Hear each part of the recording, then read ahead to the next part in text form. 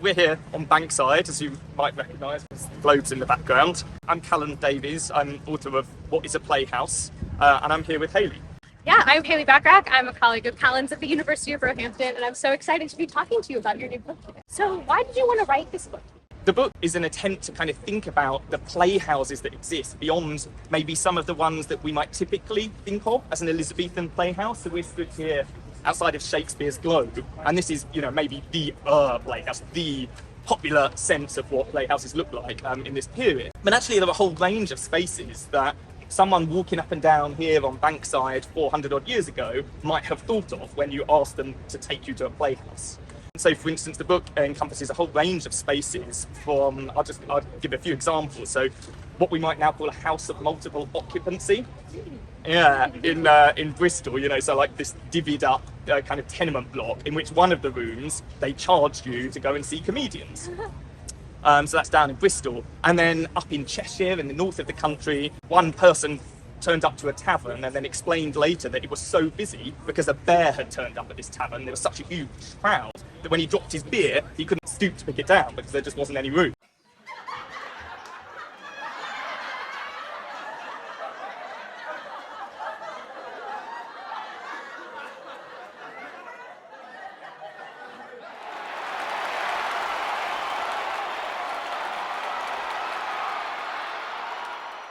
Also, just up from there in a town called Congleton, there was a whole complex of kind of sports facilities and a cockpit that was used for dancing, music, you name it. And that space itself was bankrolled or essentially run by the local council. So it's like a leisure centre of like 400 odd years ago. So all of these spaces are also within this compass of a playhouse as well as a building like this. And I guess the impetus, that kind of why I wanted to write it, I was lucky enough to be attached to two amazing projects. So the first of them was called Before Shakespeare, and if you want to find out more about that, you can look at beforeshakespeare.com. And that project was looking at the kind of 40 years in London before Shakespeare really got established, sort of in the 1590s, to say what kind of spaces were people playing in, both adults and children, and charging for money, and what kind of activities were going on in them. Because it wasn't just, performed drama on the stage, there was also fencing. There was sort of what we might think of as improv now, even stand-up comedy, however you want to frame it. And so this sort of rethinking about what London looked like in those years is one of the main sort of backgrounds of this book. And then the second project is something called Middling Culture, which is exploring the kind of objects that people were surrounded with, and also the ways that people wrote and thought in this period, and you can find out more about that at midlingculture.com. And this project was looking outside of London at all these kind of spaces around the country that have their own rich performance and sort of creative cultures.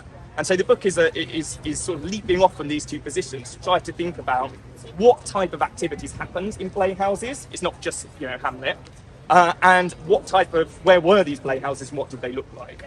And I think with all that comes a sense of the people who made them. So, the actors, I suppose, in the industry, and not just actors in the sense of being on stage, but the economic actors, the kind of community actors who made these buildings. Can you give us any examples of things from the book that you talk about in terms of these actors and people in the playhouses? Yeah, well, I guess, in chapter 5, I have a small section that talks about 3 Margarets, so 3 women all called Margaret, all associated with the playing industry, right? Yeah, it's not an uncommon name.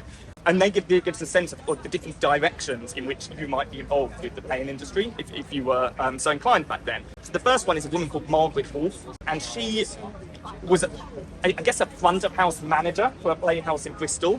And the kind of testimony and the evidence that we have about this particular playhouse really puts her front and centre. And she was a really adept businesswoman who also managed kind of other leisure properties in her portfolio, like an inn.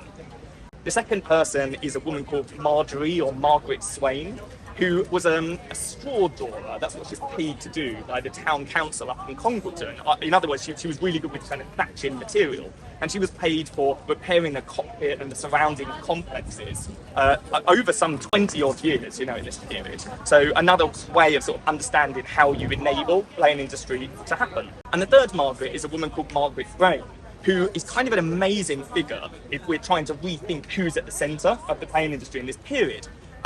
She explains that, so she spends years in court trying to assert her ownership of two playhouses, not here on Bankside, but over the river over there, in the north of London, one of which was called the Theatre. And the Theatre was the sort of ancestor, I guess, of the Globe, you know, as you know, dismantled and some of the timber used to build the original building here.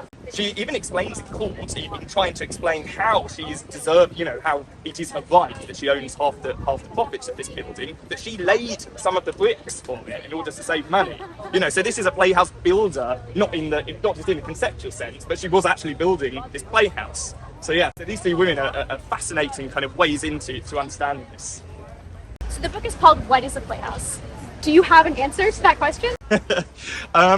Broadly speaking, not a definitive answer, right? So yeah, like the book is attempting to kind of push against this idea that there is an archetypal playhouse, that, you know, that this is the model, for instance, on which all playhouses were based. So it's kind of resisting that sense of a uniform response to that question, and instead kind of opening up other ways we might explore it. But that said, there is a kind of a working sense of what might make a playhouse other than firstly calling it a playhouse, which is one clear sign. You know, it has to be in regular use as a commercial playing venue, all these, and it has to be at the centre of their communities, because all playhouses were. So there is a framework for it, but I guess I'd have to direct people to the book for a kind of sharper definition and to understand how that plays out in the context of the buildings themselves. Yeah. So what are your hopes for the book? Yeah, well, firstly, that somebody reads it would be quite nice. I'm really hopeful that the book will encourage, I guess, a broader understanding of this really exciting period of British history, British and English history, in which a lot was changing kind of socially and economically. And to think, I guess, outside of the narrower ideas of what we think about when we hear that word playhouse, as I've mentioned before, something like this. Not just to see the entertainment world of the 16th and 17th century through the life and career of someone like William Shakespeare, but instead to show how, you know, a woman like Marjorie Swain up in Congleton, that was a playing world and a playing career that she was part of too. And I suppose so with all that, it's about understanding and sort of spotting some of these rich narratives, which I hope I've managed to gesture to in the book itself, and then gesturing out to the other types of narratives that somebody might be able to find if they follow any of the leads themselves. And, you know, I finished the book by gesturing not just to the archival stuff out there and the tidbits, but also to the scholarly methods and questions that other people are answering that might even reshape that question in a title or provide a very, very different answer or angle. So I guess they're some of my hopes for it. Yeah.